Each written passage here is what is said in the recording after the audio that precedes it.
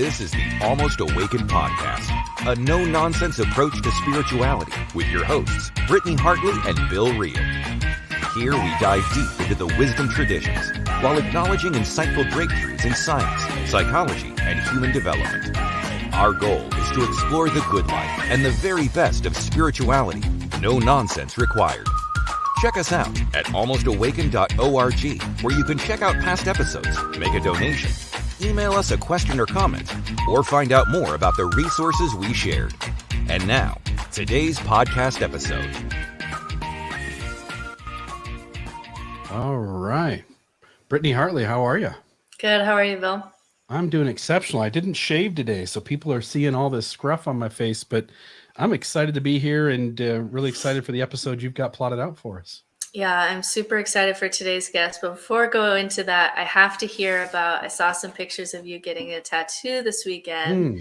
So I have to ask how that experience was and just what you feel comfortable sharing with us. There it is. Let me put that off. So it's a mushroom with a butterfly on it. My wife and her family, they were all in Vegas for a niece's wedding, and they were all going to go to the tattoo parlor the next day. And this tattoo parlor is known in Vegas for just doing really cheap tattoos. You can get $10 tattoos, so they had $10 wall, $20 wall, $30 wall, and a $60 wall. And I looked through the 10 to 30. We went the next morning, we get there, and they were all going to get like matching hearts. And I just wasn't up for matching with all of my in-laws. And there's a long story there, but I'll leave that for another episode. But, I saw on the $60 wall, the magic mushroom with the butterfly on it. And being a huge fan of psychedelics and conscious altering tools, that one connected with me. And I don't have any tattoos. My wife has had 3, and now I think she's got 5 or 6, but she had 3, and this is my first one. And it hurt like hell, but I didn't cry. I didn't move while he was doing it, but it felt like somebody had a serrated knife digging, a half inch under my skin. Mm-hmm. And it hurt, but I'm really excited to have the tattoo. And by the way, I've got your window here switched around. There we go. The names now match. It was, I'm glad I got it. I look at it now and I'm really happy with it. Would you get another one, or you think you're a one and done? No, I think I want a bigger one, but I just haven't seen the right thing yet. And I want something that'll kind of cover up my whole shoulder, but I want something that really strikes my fancy as being kind of personal to me, and I haven't seen it. Interesting. Yeah, I remember I have one. I got one in about 2 years ago, and I remember thinking, this feels like when Harry Potter was like writing, and then it like wrote on his hand, where it was like digging into his skin. I was like, it feels like that, because I always have a Harry Potter reference for whatever I'm going through. But aside from that, we are so excited for today's guest, and we had a couple people who posted on our Facebook page when we said we'd be having Noah Rasheta today, just posting that they were so excited. So we're going to bring on the one and only Noah Rasheta, a Buddhism teacher, author of the No Nonsense Buddhism for Beginners book, and the host of the very, very successful podcast, Secular Buddhism. So we'll bring Noah on here. Hi, Noah. How are you doing today? Good. How are you? We are great. Thank you so much for joining us today. We're super honored and excited for this conversation. Well, thank you for having me. All right. So I'm just going to jump in because I've just been thinking all week of all the questions that I want to ask you. And so I just wanted to ask, you had a little bit of a unique growing up experience in faith and religion because you grew up in a mixed faith household. So I just wanted to know just what was that like, and how did that really affect you and your faith journey? Well, so growing up, I don't know that I would have identified my family as a mixed faith household. Definitely a mixed cultural household where my mom is Mexican and my dad was American. And unbeknownst to me at the time, my mom continued to carry her religious views from her upbringing, which is Catholic, while my dad kind of embarked us on this other path of spirituality as he converted to Mormonism, and the whole family kind of did too. So, but during those years, I didn't know that my mom was kind of a Catholic at heart. It wasn't until as an adult that I realized that that's how it was. But I definitely did grow up with the two cultures just being right there in my face. One whole side of the family, we only spoke Spanish with everyone on my mom's side, aunts, uncles, grandparents. It was a very Catholic family. So in that sense, yes, it was very different than the other side of the family that's American, more Protestant, English, things like that. Mm. And so you grow up in this mixed faith or mixed culture household, right? And eventually you start to deconstruct and try to figure out kind of your own faith and your own kind of what you want to do. And you've been fairly public about your deconstruction story. So I don't want to spend too much time there because I think people who have followed your work are fairly familiar with it. Up. Oh, you froze up there for just a second, Britt. Repeat that last couple of seconds. I'm appreciative that you've been fairly open about kind of your deconstruction journey. And so I think people who have followed your work are fairly familiar with your story. So I don't want to spend too much time there. What really interests me is that after kind of your deconstruction, you kind of kept searching for the one true way or something to kind of fill, right, like this hole, this void that, your faith and all this structure that you grew up with kind of left after you deconstructed. And so I'm just curious, like, what was that like for you and what allowed you to kind of let go of that truth seeking? And why do we kind of have that tendency, especially deconstructing Mormonism, to kind of jump to the next prophet? Yeah. It's interesting how that process works. I think growing up in a religion that kind of presents you with the scenarios that here's reality, and reality we've got, here are all the answers. This is the one true way. Every other way is the wrong way. You don't question that. You assume there is a one true way. And I think when you start to deconstruct the faith, at least the way it happened for me, instead of throwing it all out the window, it was kind of like, okay, well, then maybe this isn't the one true way. Let me figure out what the one true way is. And that's how it worked for me.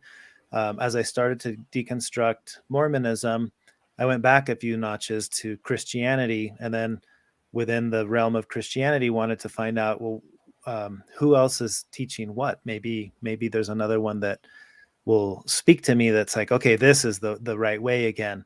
So I started down that journey, listening to reading books and listening to like audio series that present the presentations by other world religions. And there was one specifically that I came across on Audible that was something to the effect of like the meaning of life presented by the major world traditions. And they had a presenter that represented Christianity, one for Islam, Judaism, Hinduism, and Buddhism. And I remember going through each of these organizations or presentations, listening and taking notes, like, I don't know about this, or, oh, maybe this makes sense. But in general, feeling that same sense of, I don't know that I'm going to find it. This doesn't make any more sense than what I just left, until the presenter on Buddhism, when he started his series, his lecture, he started right out. Everyone was saying, like, who are we? Why are we here? What happens when you die? Those are like the main existential questions. Here is what our faith tradition says. Here are the answers. So the Buddhist presenter gets up and says, I'm sorry, we don't have answers to any of those questions. We're going to flip it and say, where does the need to know come from? The question might be more important than the answer. And I remember still like dropping my notebook thinking, never thought about it from that angle. I've always focused on give me the answers and then I'll assess if that's answer makes sense to me. And suddenly here I was being told, forget the answer. Let's focus on the question. Where does the need to know come from?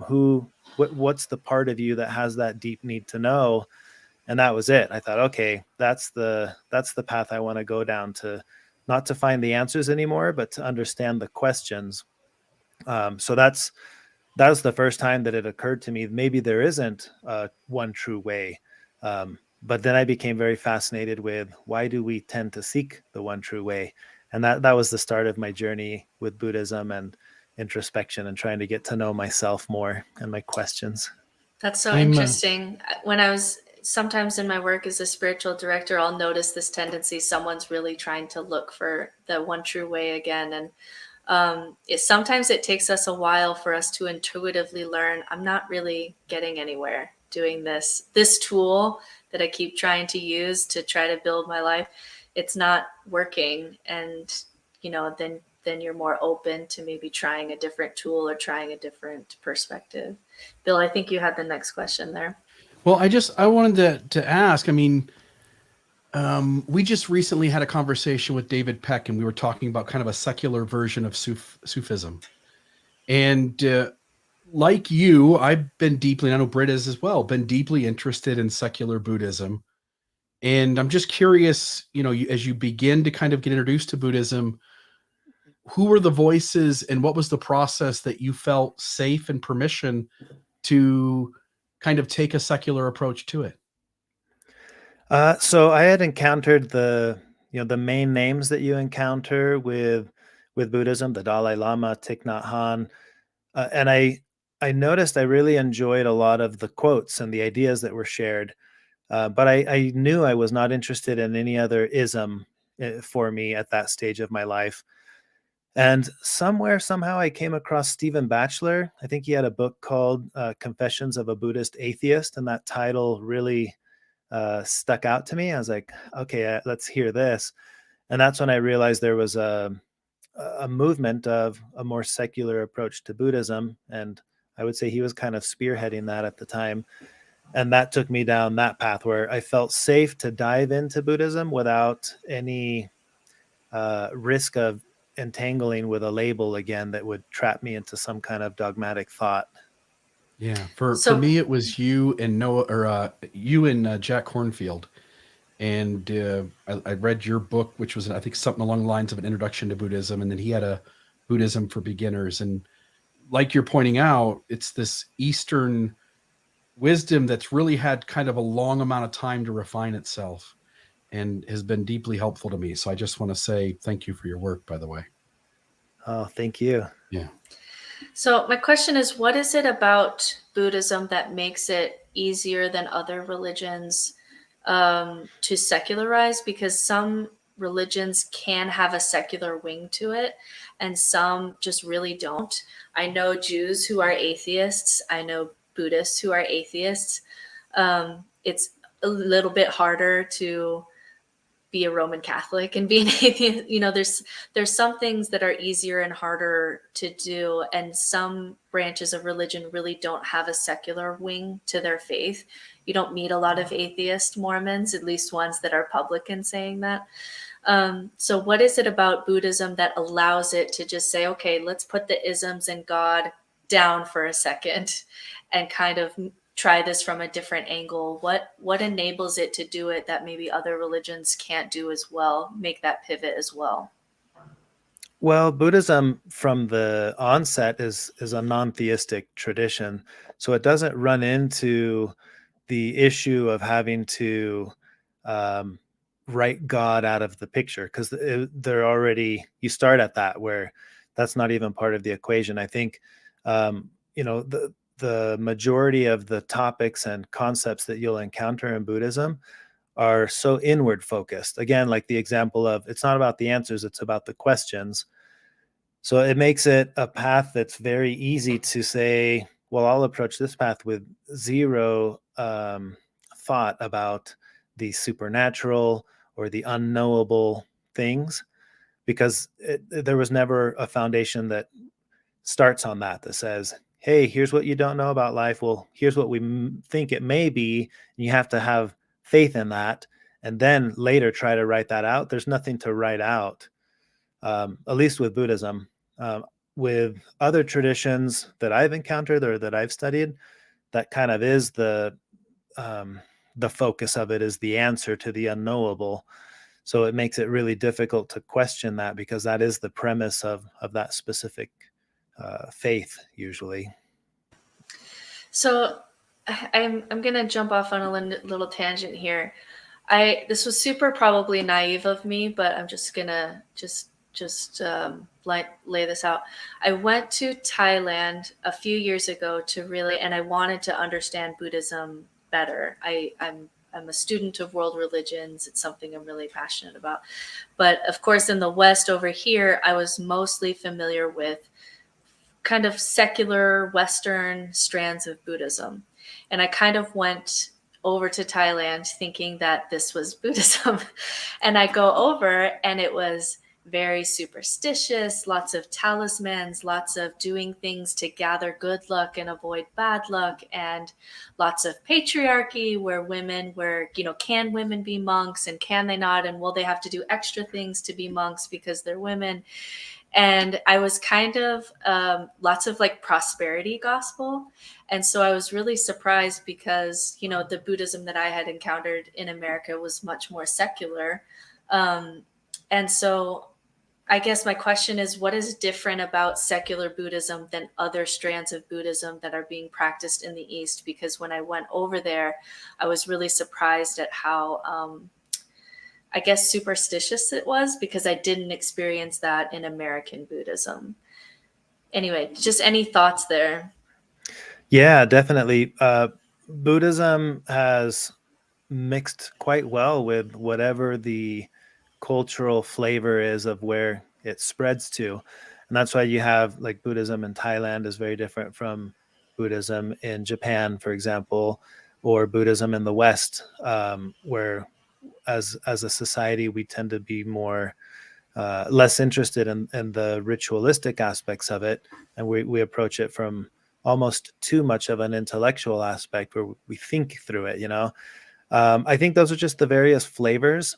What we do know, and this is some of the work Stephen Batchelor's been doing, going back and translating and trying to extract out of the oldest writings, what you find is a very minimalistic way of understanding the unknowable. So that tells us that anywhere where it's become more faith-based or heavy with the ritual may just be the flavor of how it evolved there. Zen Buddhism is quite minimalistic when it comes to that. Tibetan Buddhism is not. My first encounter, I went to a Tibetan Buddhist temple and did an 8-week study program there and was quite surprised that it wasn't at all like what my experience had been in Zen Buddhist temples, where you didn't have all the ringings of the bells and the chanting anywhere near the same amount. So yeah, I think it just kind of adapts to the way the culture interprets it. And I treat it like, what are the useful, like if all of them are anything that I can extract out of any tradition, these are like little tools I can put into my tool belt. And what are the tools for? How to get through life more skillfully. And I feel like we've extracted out of the Buddhist tradition some of the tools that seem to fit well for people who tend to be agnostic or atheistic in their way of thinking. Then the secular approach to Buddhism has worked really well, giving tools that work for that specific type of person. It seems as though, see how I want to word this. One of the principles that I've understood as I've dove into secular Buddhism is this idea of being present. Just be right here, right now. And it seems like the world at large, maybe, over the last maybe 20 years, really is starting to get that message out, I think, everywhere. Eckhart Tolle, The Power of Now, New Earth. Michael Singer, I forget what the name of his book is, but he talks a lot about being present. It seems like we as a people in Western society are beginning to really sense the wisdom that's available there.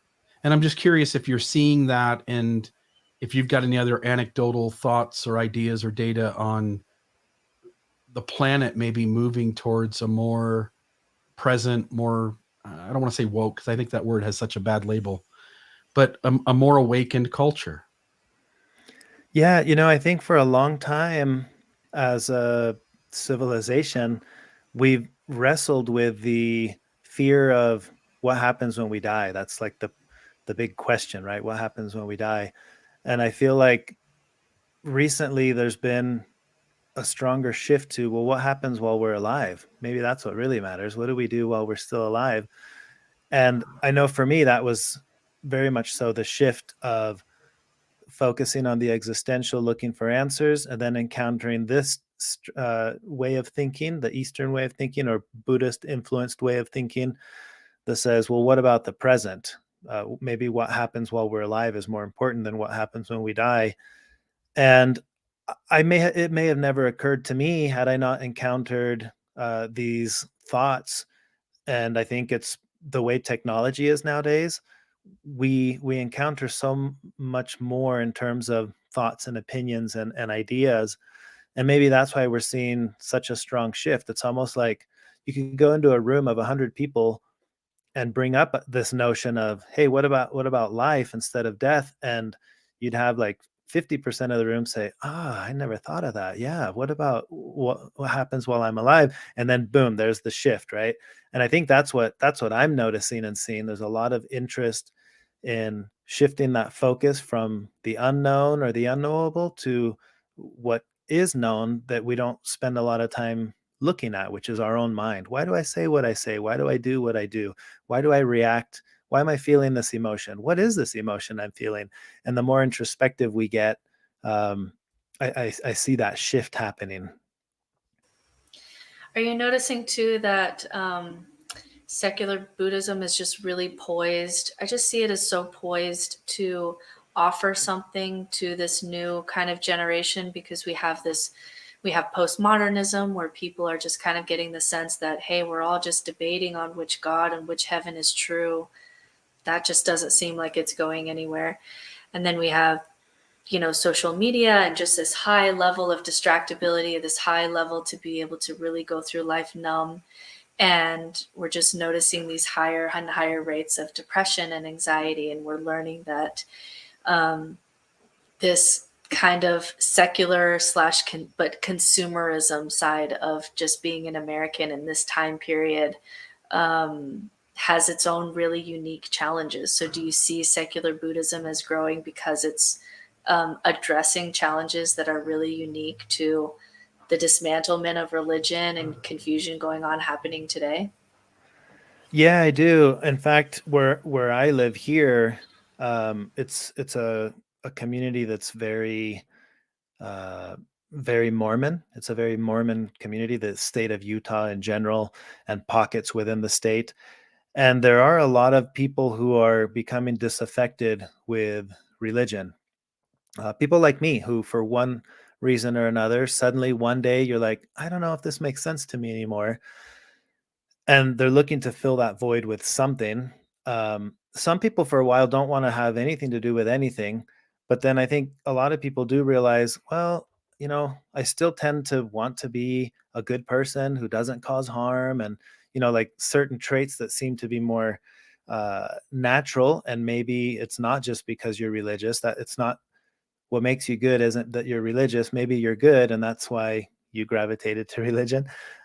So yeah, I do think that encountering a philosophy like secular Buddhism or Buddhism in general does fit that need to have some frame of thought that gives us concepts and ideas that can work as tools to be a little bit more skillful with how we go about living, without feeling any of that pull that you would get from a lot of religions, where it's like, hey, you kind of like this, what you're experiencing? Well, come on, a little bit more, a little bit more. And then it's like, now don't listen to anyone else. Then this with secular Buddhism, or I guess even Buddhism in general, it feels a lot more like, hey, you like this? Yeah, well, listen to more of this, but keep listening to everything else. There's no pressure. It's not a sales.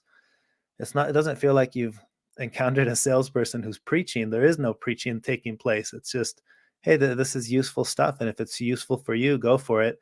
If it's not, don't mess with it. And I think that's something that surprises a lot of people, at least the way I talk about Buddhism.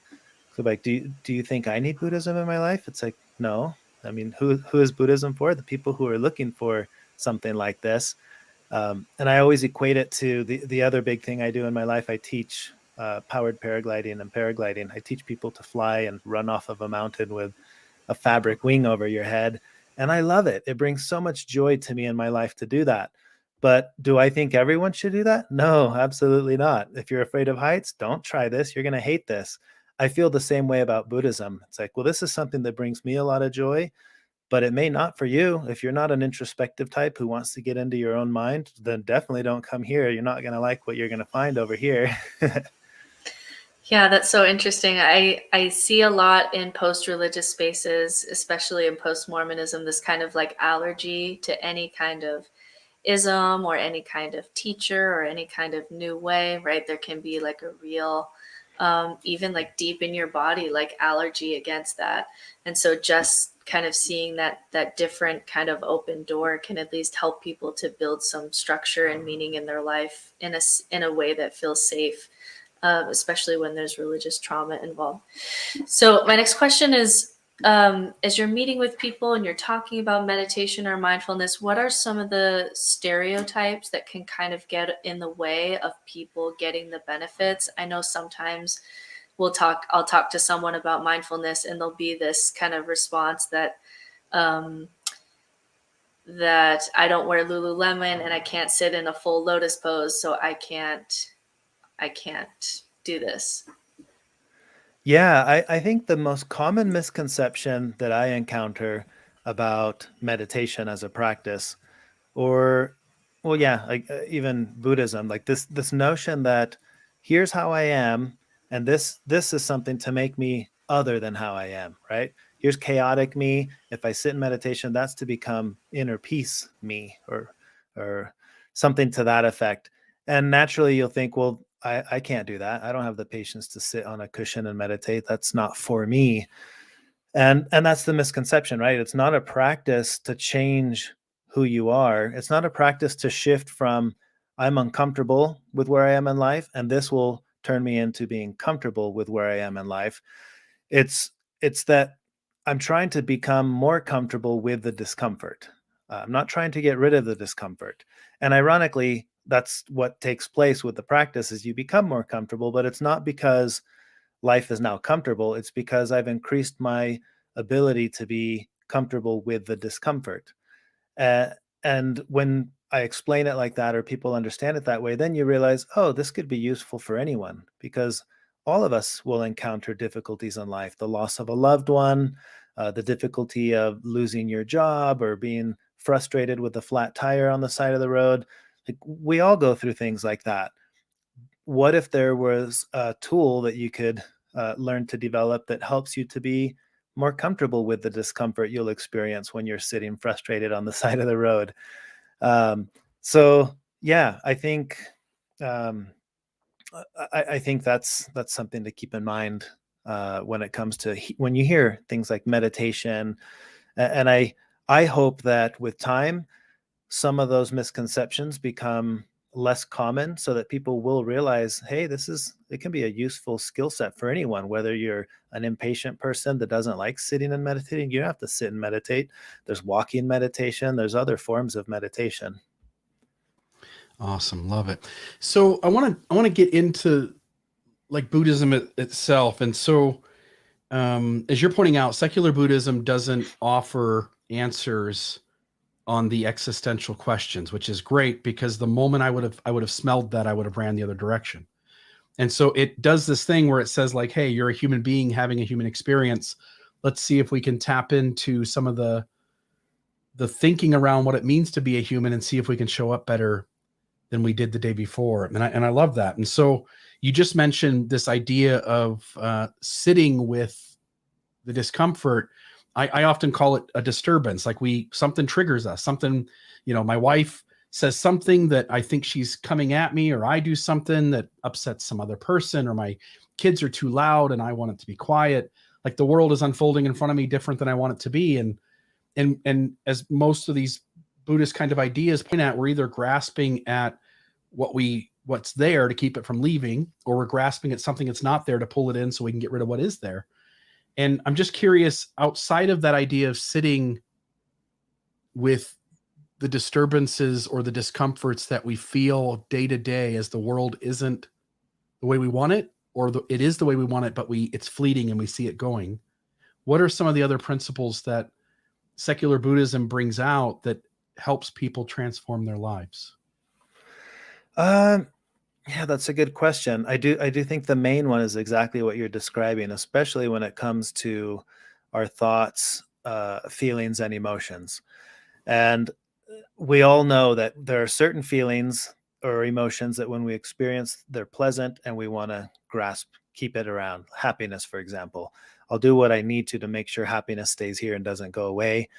And I'm going to put the sharp barbed wire fence out there to make sure sadness doesn't get to come in, right? Like we prioritize our emotions based on the pleasant, unpleasant scale.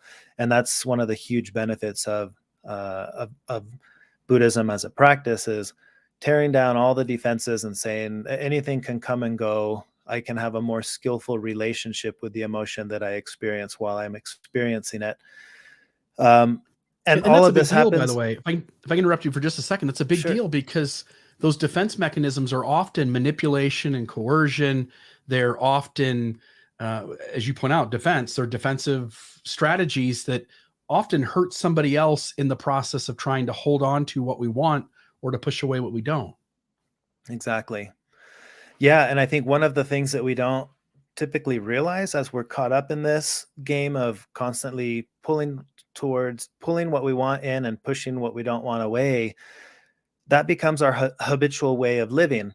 And imagine you have two scenarios here, where on one side, habitual reactivity is that life is happening, a thought or an expression is made that triggers a thought, that triggers an emotion. And like you described, right? Something with your spouse, for example, and you're caught constantly in this web of reactivity, habitual reactivity. I don't even know I'm doing it. But the moment that this is said, that triggers this, and now I'm mad, and now, and we go down that way of living, and a habitual way of living.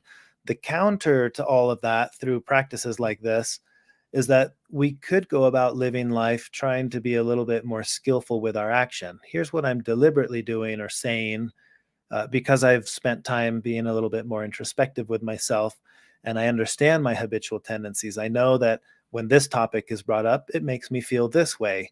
And instead of just reacting now, I can catch it and say, okay, well, that makes me upset, but I know what's happening inside. So I'm going to be more skillful with what I say next. And eventually that puts you down this path where you're acting, you have a life of skillful action that's more, maybe that's happening more than the habitual reactivity.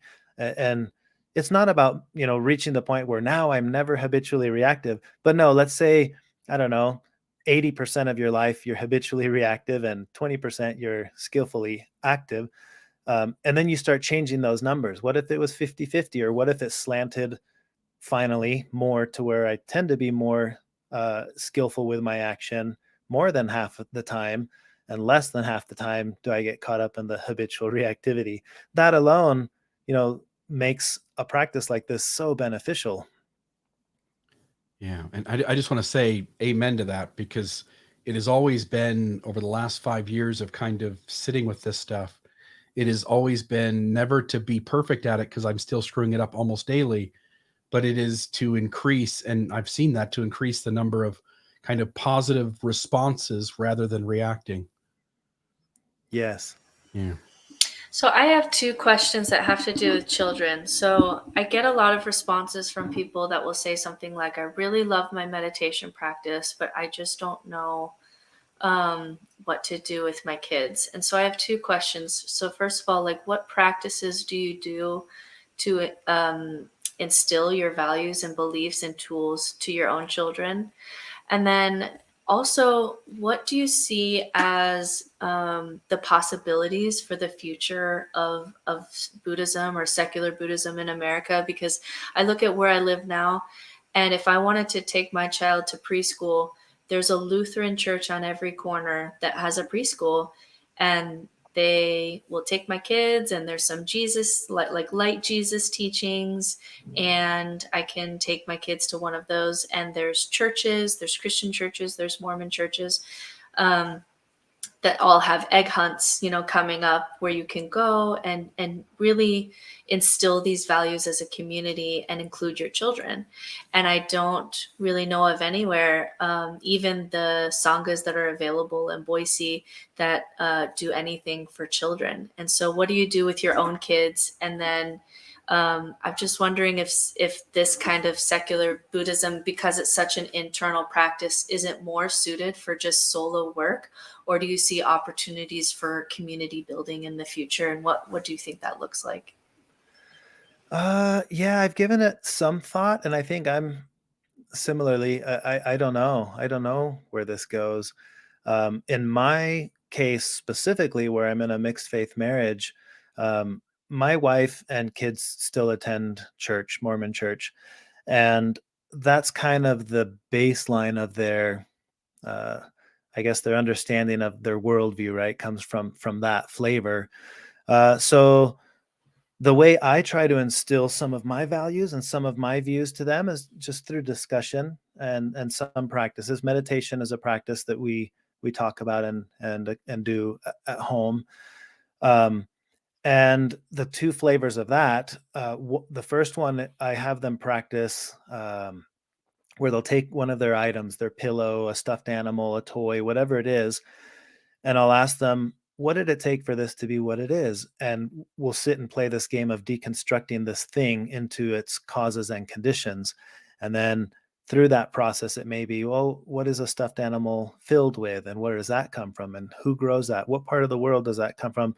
How did that get to the factory where they sewed it into this thing? We'll just talk through it. And they know that this is the game we're playing, is see how far back you can go and create scenarios. And usually at the end of a little discussion like that, they view their toy differently now. It's not just this, it's this and all the things that made it this. So that's one practice that I hope with time, it will be a little bit more intuitive for them to approach anything in life and try to see beyond the thing. What are the things that make the thing? And that's interdependence, right? That's a neat lens to give, or to a good, useful lens to see things. The other one that we practice is with boredom. It's very common, especially in this day and age. If you're driving and there's no internet and the iPad isn't picking up a show, it's immediate, like, I'm bored. What do we do? And so we've made boredom a game. Like, oh, you're bored? Okay, well, let's play the boredom game. And they already know this. I don't think they like it when I do it, but the boredom game is, okay, well, let's see who can be the most bored. Are you more bored or am I more bored? What does being bored feel like? And then they have to describe the process of being bored. And the more we get into that, suddenly they're not bored. They're playing the game of boredom, which isn't boring.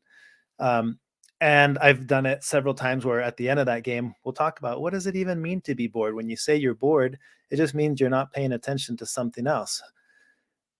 So those are two common practices I do with my kids. I don't know how, with time, how that will evolve, or how we could come up with things that are like community based. I don't know. I feel like, at least the way I approach it right now, my whole goal or approach here is that I'm just trying to be the best whatever I am. In this case, I'm a dad, I'm a spouse to my wife, I'm a brother to my two brothers. I'm trying to be the best version of that I can be, that hopefully allows them to be the best whatever they are already. But I don't know how to expand it beyond that, other than make these ideas available out there. Somebody might encounter it and it makes their life, they become a little bit better, whatever they already are. But I don't know what happens in the future. I don't know if there's a path that allows us to have something like what you're describing, where there's a secular Buddhism place that you can go to that has activities for the community and for kids. I don't know. I'm not sure. The Mormon part of my brain that like wants to ask, oh, here's this male who is like an expert in this thing, and I'm going to ask him this question and he's going to have the answer. So when you say, I don't know, the Mormon part of my brain that's still there is like, oh, I guess we're just going to all have to figure this one out. Dang it. But yeah, go ahead, Bill. No, I'm So to dive back into this idea of sitting with those disturbances, sitting with that discomfort, what is, when you're trying to teach people, and again, I get it, it's a long time of just sitting still and seeing what those feelings do to you and realizing they're not you and they don't control you and you can kind of move through them, right? And you're not But going to die. no, you're That's a not. big And one. so, Yeah. so when my kids would get loud, my world's in chaos. And so I'm screaming at them, and now everybody's pissed at everybody. And I started it because I felt something inside, and I blamed the outside world for what I was feeling. And I became accountable to what's going on inside of me. It's my, it's my stuff. But in this short conversation that we're having, can you lay out the process or talk for a moment about what kinds of things the person who's for the first time going like, oh, he wants me to sit with my discomfort, I don't even know what that means. Can you explain the process so that people can understand what it takes to get from where they are now to beginning to see progress and to understand why this is so valuable? Yeah. So one example is with my kids, because we don't sit and talk about Buddhism very often. A lot of these concepts would be very foreign to them, but they still get immersed in it through the way I approach whatever's happening. An example would be, um, not long ago, I went upstairs and stepped on a Lego that um, the kids had been playing with Legos. And my reaction, I was already frustrated from the day. I think I'm trying to remember the details, like, I don't know, an email or something that I was already in a mood where I was upset. And then it's like, well, now you got to go up and get the kids to get ready for bed. And in the process of doing all that, I step on this Lego. In that moment, my reactivity was to yell out in frustration, to pick up the Legos and throw them at the wall, breaking the little whatever they had built. And it's everyone's upset, everyone's crying, I'm mad. And as it's all happening, it occurred to me, oh, here's what just happened. It didn't happen instantly. We, went down, brush your teeth, get ready for bed. And then as they got in bed, by then I was able to sit down and say, hey guys, let's talk about what just happened up there.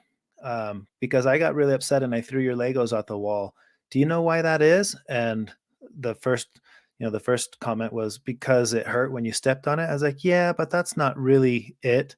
I've sat with this for a few minutes here thinking about it, and I've realized I've been in a bad mood since earlier today from something that happened with work, and I've carried that on until the Lego finally got to pay the price for it. And it turned into a conversation where we're laughing at the Lego, laughing at the fact that I stepped on it, laughing that they were scared at me when I got mad, because I rarely get mad. Like, we just talked to the whole thing, and it was a very educational experience for them that in since then has allowed them at different times when they get really upset about something to be upset, but later we're going to talk about it. And we sit there, and then it's like, so what happened earlier today? You got really upset. Why do you think you were so upset? What caused it? Why did that matter so much? And then they can talk through it because they see that being modeled. We don't have to pretend that didn't happen, or, like, let's talk about it. What was that all about? And again, it doesn't have to happen in the moment because we're usually not equipped to do it at the moment. We're still in that reactive mode. But as soon as we get past it, that's a great time to talk about it and be like, what was that? And we've talked about all kinds of things along the same lines. Even if we're sitting here and eating, let's say, a meal that was prepared from, and they don't like it. They say, I don't like this. I'll say, well, is it you that doesn't like it, or is it your taste buds that don't like it? And then, that's another opportunity to get introspective. Oh, it's my taste buds. Okay, well then, or for, whoever made the meal, well, do you have to be upset that they didn't like it? It's not them that didn't like it. It's their taste buds. Why aren't you mad at the taste buds? Stuff like that, And so little conversations that happen at random times that are introducing my family to Buddhist concepts without ever talking about Buddhist concepts, or making this like something that you have to sit and talk about. Love it. So I have a question about, there's just been a lot of discussion lately in Christianity, in Mormonism, and in post-Christianity and post-Mormonism about making a place for the feminine. And so I'm curious, this kind of pops up in different ways whenever we have too much of an emphasis on historically masculine virtues, that there'll be this, either it's like a god or a practice or just an explosion somewhere else because we're out of balance. And so how would something like secular Buddhism, where there's not, a concept of a heavenly mother or a divine feminine, how does it make place for this kind of historically feminine parts of us that maybe were underemphasized when we were in some kind of patriarchal religion? I see people seeking for that. How would secular Buddhism address something like that? I think in general, the Buddhist approach to of non-duality, recognizing this is because that is, and that makes this just as important as that. When it comes to masculine, feminine, it's the same. It's a similar notion where it's the balance of all these things, of all things, and one thing isn't more important than another. So if we're out of balance somewhere, let's say, I don't know, this societal norm that I start thinking about or talking about, oh, that's skewed this way because of a patriarchal society or, toxic masculinity or anything that has to do with that, you can sit and say, well, wait, what's the other side? And try to bring balance to it. I do see in a lot of Western approaches to Buddhism, it seems like you have a lot of feminine voices. You have Pema Chodron and others similar who are saying all the things that we all need to hear anyway. And there's not this sense, because there isn't an authoritative figure that represents Buddhism. You don't really have that. I mean, some people might say, well, isn't that what the Dalai Lama is? No, he's the head of one little school of Buddhism. He happens to be very well known, so he may be the most famous. But if you were to take the Buddhist world, he's not the voice for, except for maybe a very small percentage of Tibetan Buddhists who follow that specific school of Buddhism. It makes it so that you do get a lot of voices from feminine authors, female authors and practitioners. Again, like Pema, she's one that I listen to a lot. I really enjoy her work. And it's interesting to me. I've noticed there isn't this sense of, who do I go to? Who's the voice I need to listen to? It's almost like all the voices, every single voice is the voice you need to listen to. And I found myself listening more to these voices. I remember unintentionally, and I'm embarrassed to even say it, but when I was in my Mormon mindset, there was a scale. The voice of the male priesthood holder is a more authoritative voice than a conference, for example, than the primary president, who's a female. It's like, well, that message is less important to me. I didn't know that that's how I viewed things until encountering where I am now with Buddhism, where I feel like, wow, every voice is unique and important. And I can encounter a voice where I say, oh, I'm so glad that I'm listening to this person. And that thought of ranking whose voice is more authoritative, that's totally out the window. There's no such thing. My 6-year-old daughter could tell me something that could be more profound than the Dalai Lama saying something. It's like, he's just some guy, whatever. But you know what I mean? So I do think there's room for that in this approach, where suddenly you don't have authority. Authority is what you give to someone. That's all it is. And if you believe everyone's voice is equal and should be heard, then suddenly that's how it becomes. All voices become equal and important. Yeah, I think when you listen to everyone and everything, you're just much more likely to not miss the moments when they happen, huh? Like you get to be kind of present with whoever you're in company with, rather than wishing you were somewhere else with someone else, and hence you're wasting the present moment again anyway. Yeah. I love it, Noah.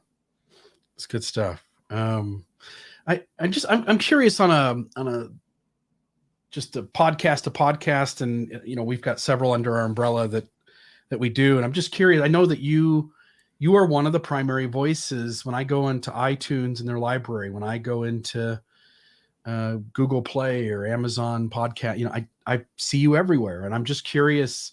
It seems like you're doing really well and that there are a lot of people tuning into your message, which I think is crucial. I'm just curious how well that is all playing out.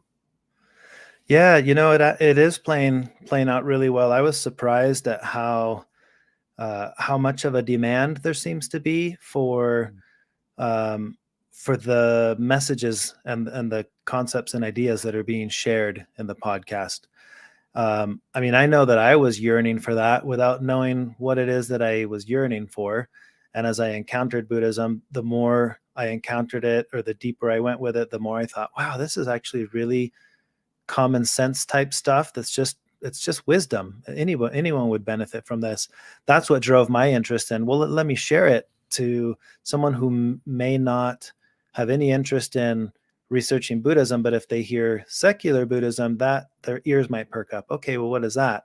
And apparently there's a huge audience of people who are very interested in Buddhism as a philosophy without any sense of trying to make it your religion or make it this an ism for you, yeah, the podcast has grown quite a bit. I've seen month to month and year to year from when it started. It hasn't peaked yet. It's just keeps growing.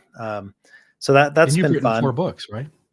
Yeah, I have 3 books now. I started with one, and then I've had 2 others since, and I have a few more on the back burner that are there when the timing's right, or I feel ready to tackle another project. Can you tease us? Can you ideas. give any teasers on what you have on the back burner? Yeah, well, the idea, at least, I don't know if it'll stay this way. I thought it would be neat to do like one of the requests that I get a lot from people. People want to have somewhat of the experience of going to like these 10-day retreats, or when you go somewhere to learn about Buddhism. What is that like without having to go somewhere and sit silently for 10 days?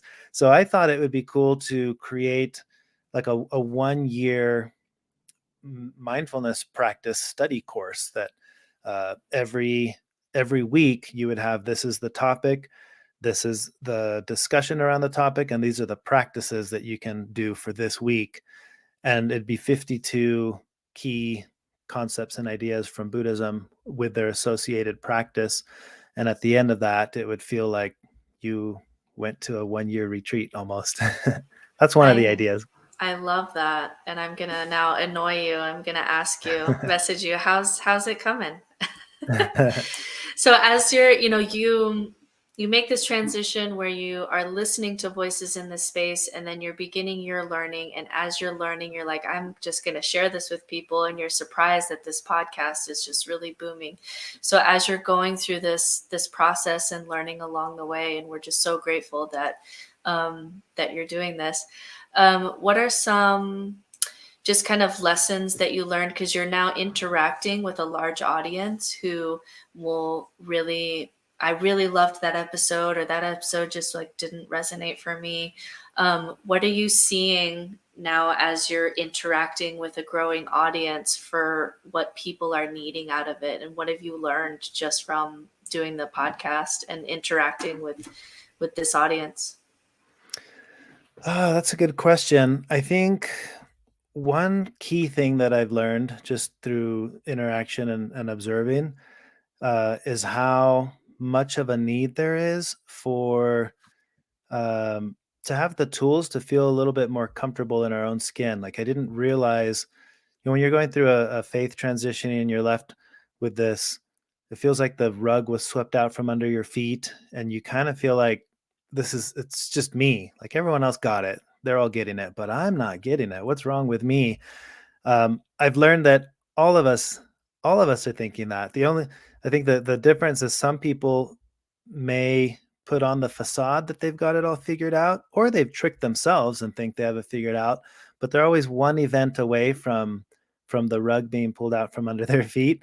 And sometimes it's the loss of a loved one, or a difficulty that they're like, oh my gosh, I'm a mess.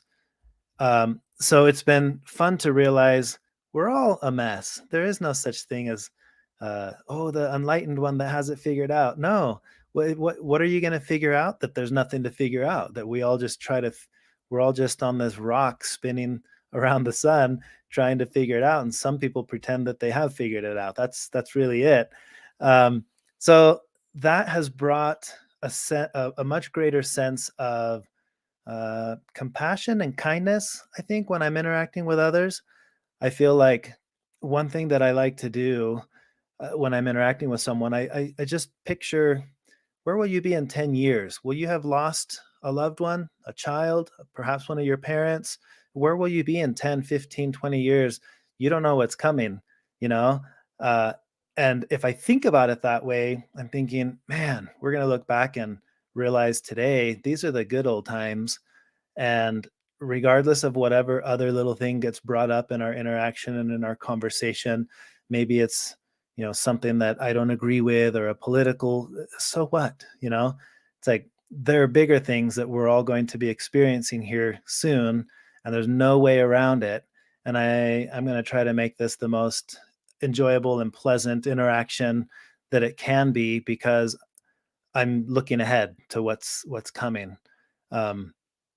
Yeah, that's one little aspect of, That's since so doing all interesting. this, I feel like I'm always looking at that bigger picture. Yeah, I feel like as a kid, I just looked around at adults and thought like, oh, everybody's like got everything figured out, and look at all these adults doing all these things. And now it's just like you realize that we're all just a quirk or an event away from going to the mental hospital. Like we're all just like right there. But when you can be honest about it, you can have more intimate relationships. So you are someone who does occasionally go onto social media. Well, you'll post something, or you have a group. And so there's a lot of questions about, you see the mindfulness retreats where you go to India for 10 days, and obviously you don't have you're not scrolling through Instagram for any of that. And then you come home, and there's some benefits to having the connections that you can make on social media can help you find your niche, or help you maybe not feel isolated, or these things. What are some ways to do social media mindfully, so it's not just like, oh, I'm on retreat and I'm not having my phone, but I'm at home and I'm always on it? How would you go about teaching people to use social media more mindfully? Wow, that's a good question. And I think that's something that I'm constantly trying to balance in my own life. Um, I have a love-hate relationship with social media. I mean, I like to get on there and post my paragliding stuff, because that's the world that I'm in. Um, and even in there, it can be quite unpleasant at times. I feel like, for me, when I think of social media as, it's just a tool, it's a tool to interact with others, but how much energy and attention do I want to give to this tool? I mean, I wouldn't go around my neighborhood and knock on everyone's door and be like, hey, what is your opinion of this? Or, hey, can you show me what you're eating right now? Like, I would have no interest in that. But that's what I do to myself when I open the phone and start scrolling. It's like I'm taking in all this info that I don't need. I don't really care. But there's the part of me it's habitual. I don't know if you guys have done this, but I'll get my phone out because I was going to check the calendar to see when my son's mountain bike race is. And 5 minutes later, I realized I didn't even open the calendar. I'm scrolling through Instagram reels or something, and it's like, why am I doing this? So I like to pause in those moments and recognize this is actually habitual reactivity that's taking place. It's just the habit. What does skillful action look like if I treated social media as something that I skillfully act with rather than habitually react to? um, then it can be a pleasant thing for a little while, and then you'll catch yourself and realize, oh, here I'm at it again. Um, so I've done little practices to try to make it more of a mindful thing for me. I'll try to set timers to know between this hour and this hour, don't even look at it. There's nothing on there for me. But then give myself little chunks where, okay, for the next 30 minutes, go at it, see what's on there, see who's eating what, or saying opinions about this or that. So I think that's important, to just not always be one. The extremes seem difficult. In Buddhism, there's this notion of the middle way. And I think the middle way with social media, the extremes would be, I'm just off of it, which works for some people, or I'm on it all the time. What is the middle way? Okay, maybe I'm on it 1 or 2 hours a day instead of 6 hours a day. I don't know. The middle way is going to be different for everyone and how you approach it. But that might be easier to come up with a middle way rather than think I've got to get to the extreme, which is I'm either never on it or I don't know, something like that. I'm curious, obviously people can check out your podcast, Secular Buddhism, and you've got a great book, Buddhism for Beginners. Curious for folks who are wanting to get a glimpse of what this looks like outside of your podcast, outside of your book. What other places would you suggest people take a peek to understand the secular Buddhist approach and to give it kind of a trial run? I think the most common would be approaching books, different books that talk about Buddhism. There's Buddhism Without Beliefs by Stephen Batchelor. I think that's a great starting point for someone who's interested in learning a little bit about Buddhism. It's not a thick book. It's a pretty easy one to read. I'm trying to think if there are other podcasts. I can't think of any other that are secular focused. Yeah, I don't know. I think books, that's where I started, just going from one book to the next book. There are books that are not secular, but they are Buddhist. Thich Nhat Hanh's Peace is Every Step, The Heart of the Buddha's Understanding. And then, of course, anything by Stephen Batchelor, Confessions of a Buddhist Atheist, Buddhism Without Beliefs. My book is a good starting point for, it's a question and answer format, no nonsense Buddhism for beginners. Those would be the ones that I would probably recommend the most. So I have a question. So you'd written the books and you had the podcast going, and then you decided to make the 5-minute meditation journal. So what prompted you to write that, and why did you think that, I needed something different than just a book here? I needed to write something where people are more interacting with these principles. So tell us about what prompted that project. So that project was, I focus a lot on the intellectual explanation of things, like the theory, I should say. Here's the theory behind this of why meditation is a good practice. Everything that I've done in terms of books and almost everything on the podcast, it's discussing concepts and ideas in a theoretical way. And it occurred to me, I don't have a tool that I could offer to someone that's, okay, these concepts are great, but how do I actually practice this and not get overwhelmed? I think people get overwhelmed with the idea of practicing, thinking, well, now I've got to sit 15 minutes or 30 minutes a day. And I wanted to come up with something the 5-minute mindfulness journal is little 5-minute things you can do that put into practice some of these concepts and ideas, make it a more hands-on experience. It's something that you do. It's not something that you need to believe in. There's nothing to believe, but these are practices. And what happens if you try them? Very much like a podcast that's all about exercise could talk to you all about the benefits of doing push-ups, but until you actually go try to do push-ups and do 5 minutes a day every day, that will actually make a difference. If you think, well, I've got to do these once, I'll do it for an hour, and you're like, oh, the next day I can't even feel my arms, you're probably not going to want to do that ever again. So short and consistent practices was the motivation behind the 5-minute mindfulness journal. And then I have one last question, and then Bill, I think you had one or two more. As we're wrapping up here, coming up on an hour, when you are meeting with a new group of people, what's a favorite story that you tell that really encapsulates the work that you enjoy doing with people? I know Buddhist teachings are like children and you want to love them all equally, but do you have a favorite child among them where you're like, I really love this story. If I'm going to meet with a new group of people, it's a place that I really love to start. What would that story be?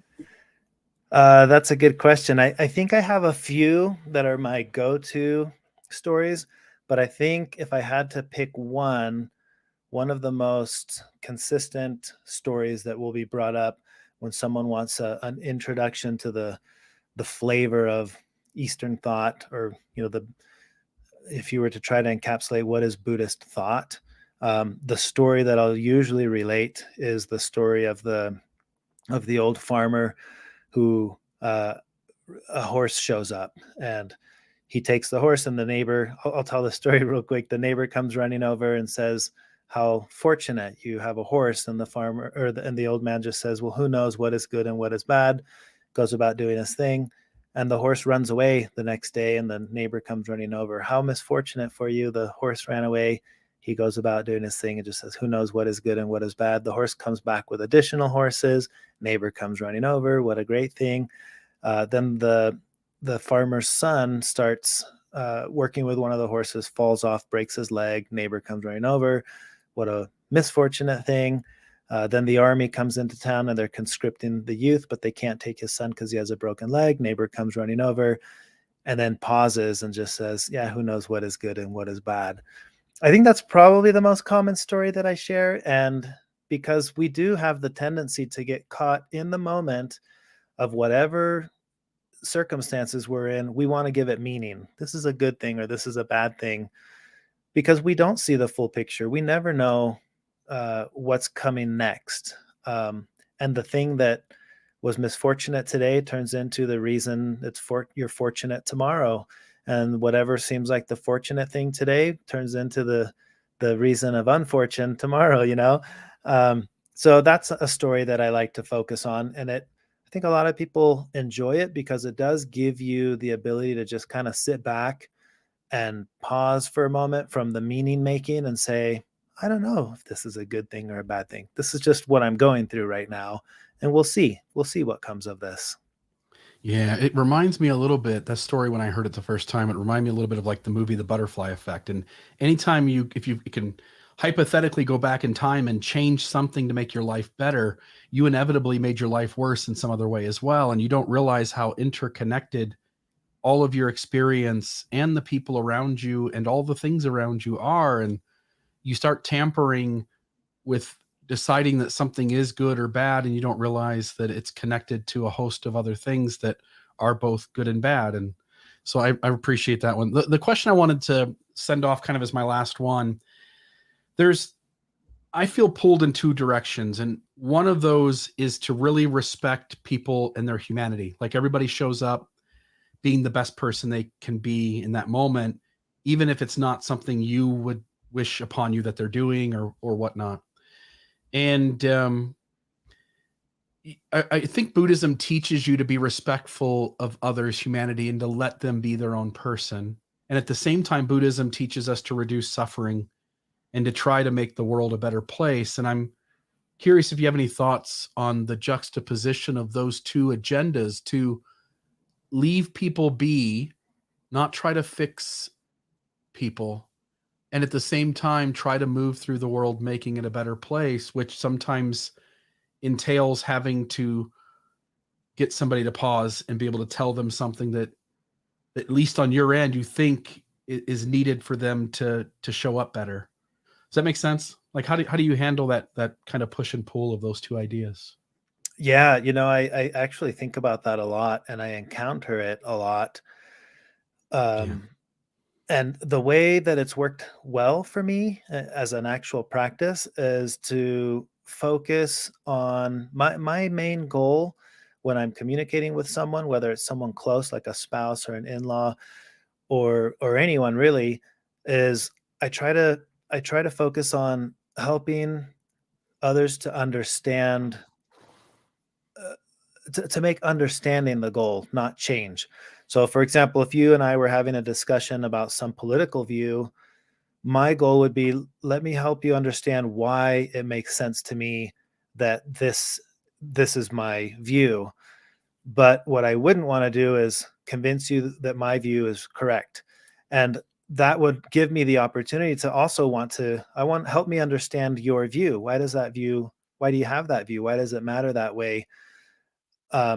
but not to pick it apart to show you why it's wrong, because I could never change your view, but you could change your view. And that might happen if you had a more thorough understanding of your view and my view, or it'll change my view, and my view may adapt because you helped me understand your view a little bit more.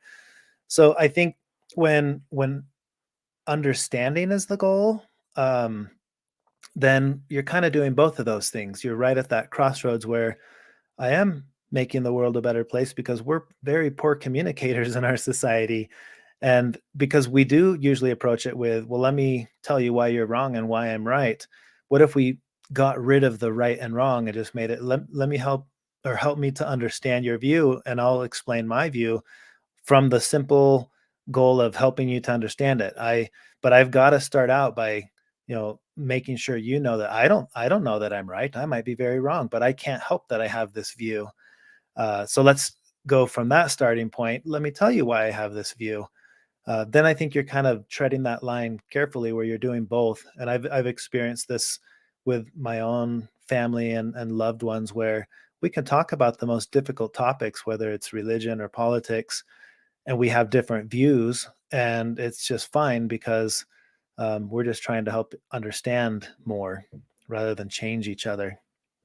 Love it. And it has to start with one, because you may very well be discussing something with someone who is very intent on changing you, and that's fine. But if you're not intent on changing them, it changes the dynamic of the conversation. It can still be unpleasant for you, but it's disarming for them to realize you're not playing that game. That's been my experience, at least. Love it, Noah. It's so true. Whenever I enjoy debating with people, and sometimes I enjoy it too much. And when I'm in my headspace, sometimes I really do want to, if I could just get the right argument, I can get you there. But when I am coming from my humanity, it's the realization that everybody's coming to their experience and their values and their beliefs honestly. Like, they came to that honestly. And that allows me to have those conversations better. So if people are loving what they're hearing, how can they find you and the work that you're doing? And then give us a glimpse into what does your work look like moving forward? What are the projects that you're really excited about moving forward as your audience is growing? I think the easiest place is to find the podcast. SecularBuddhism.com is the website, and I post podcast episodes there. And usually it's just presenting, here's this key concept or idea that comes from Buddhism, and then what does that mean for me applied to everyday life? I think that's the easiest way to find my work. And then as far as future plans and the excitement of what's to come, I have a few ideas in the works, but I'm not entirely sure which way it'll go yet. I've mentioned books. I for sure envision having a few more of those out. But I think the idea that I am toying with, that I'm most excited about, if I end up doing it, is I want to create a program, like a 1 or a 2 year mindfulness type program that anybody could enroll and get a much more in-depth practice-based opportunity to apply these ideas and concepts in their own everyday lives.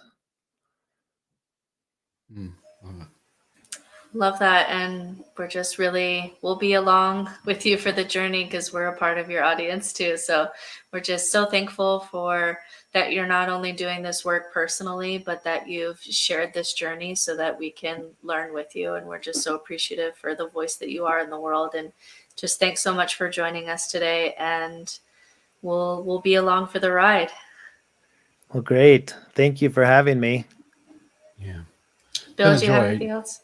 Just what you're saying. I mean, I read your book. I've listened to lots of your podcast, and along with a lot of other good teachers, you've been a huge, heavy influence on me making little subtle changes that over time, as you pointed out in the beginning, rather than getting it wrong 95% of the time and getting it right 5, Maybe I'm somewhere in the range of getting it wrong 70% of the time and getting it right 30 now. And I just want to say thank you for being a part of that progress in my life. You're welcome. Thank you for sharing that with me. Yeah, you're welcome. Anything else, Britt? No, that's it for me. All right. Check out Noah Rasheta at secularbuddhism.com and check out his book. What was the name of the book again? I know it's Buddhism for Beginners is the last part, but the beginning part of it? It's No Nonsense Buddhism for Beginners. Awesome.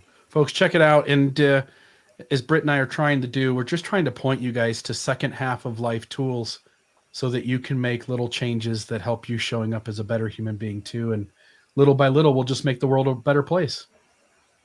So love it, guys. Have a great day. Thank you. You too. This has been another Almost Awakened episode. Check us out at almostawakened.org, where you can check out past episodes, make a donation to keep this podcast running, email us a question or comment, or find out more about the resources shared in today's episode. For coaching opportunities or extra support, visit NoNonsenseSpirituality.com to meet with Certified Spiritual Director Brittany Hartley.